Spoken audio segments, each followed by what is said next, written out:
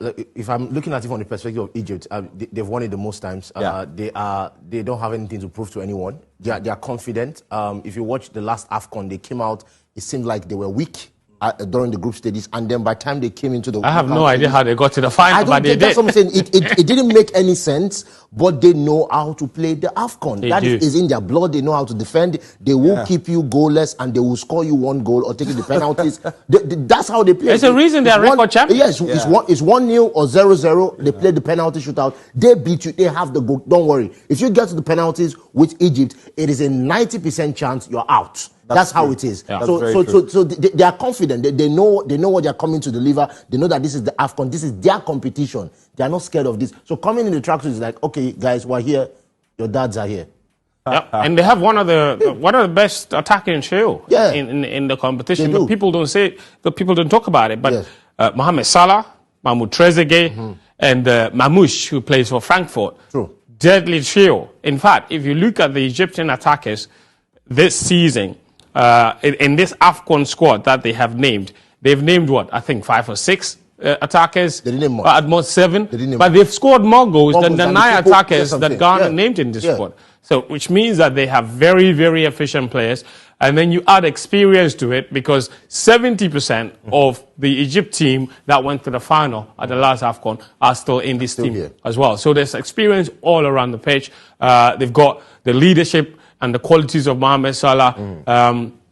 Osimhen can be the best African player or named the African Footballer of the Year, but the best African footballer is Mohamed Salah. We know who there is no doubt about that. So it's a very interesting team, Egypt. A very interesting team to analyze, because every time you rule them out, that's when they surprise you. And if you look at even the times when they won the AFCON back-to-back 3 times in a row, there was not a single time, maybe except when they hosted the competition. Even then, they didn't have the best team in terms of players. Yes. And yet they went on to win the AFCON. And then when they won in 2010, maybe at the time, probably, like, even Ghana had no business getting to the final in 2010, a relatively young team. But Egypt, unfancied, and the one that top scored in the competition didn't start a single game. No, didn't. Guido in that competition.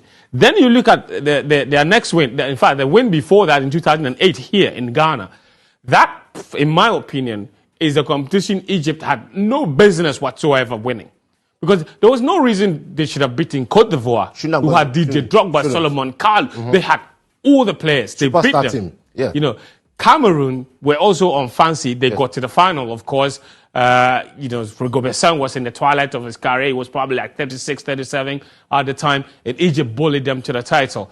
The last final, like you said, nobody had an idea how they got to the final, but they got to the final. So that's a team that everybody has to look at. So clearly, Egypt are the team who will sneak in the back quietly and pop themselves in your face in the final if you don't take care. That's what they do, because when you look critically at it at this point, they know, first of all, they have the best goalkeepers in Africa when it comes to penalties. So the main thing is, let's play and get 1-0. If we can't get 1-0, let's get to the penalties, and then we're going to win. And we'll get the job done. So they have that situation. Then they have the most balanced defense in Africa. Now, you can look at Morocco and all these other guys. You can look at Senegal and all these guys. But when I talk about balance, I'm talking about the fact that Egypt will stay back and defend and will not concede more than 1 goal. You can't say that about many African countries. You can't say that somebody will stay back and not concede more than 1 goal. Sometimes it's 0. And they are still, it's contain and counter. So they contain you, and then they counter you, they get 1 goal, they sit back again. They have Salah there, that Salah can beat 2-3 players and get his goal. So it's a problem. And then their midfield, they are strong.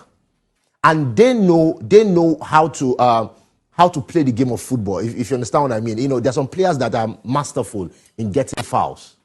Yeah. If you understand what I mean. Yeah. They are very tactical. They are strong, but they know when to be astute to get the right fouls and play the ball and just get out of trouble. If you watch the last AFCON, you'll be shocked. You'll be like, what's happening? They're being pressed. All of a sudden, they get a foul.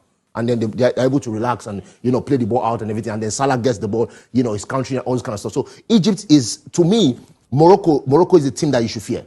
100%. They got their top 4 in the world in the World Cup. Wonderful. But Egypt is the team you should be terrified of. You understand what I'm saying? Because the way they will do it, you will go back to your dressing room and be like, how did they beat us? And then you watch the entire thing, and you had 80% possession. You had 12 shots on target. You had 2 million balls into the box, and you still lost 1-0. That's how it is. The only other team that reminds me slightly of Egypt is Tunisia. Tunisia, very difficult team to beat. Very difficult. Oh my God! They accounted for Nigeria's exit. Oh yeah, yeah, sure. Can you stop that? Unfortunately, it's part of the fact. If you're just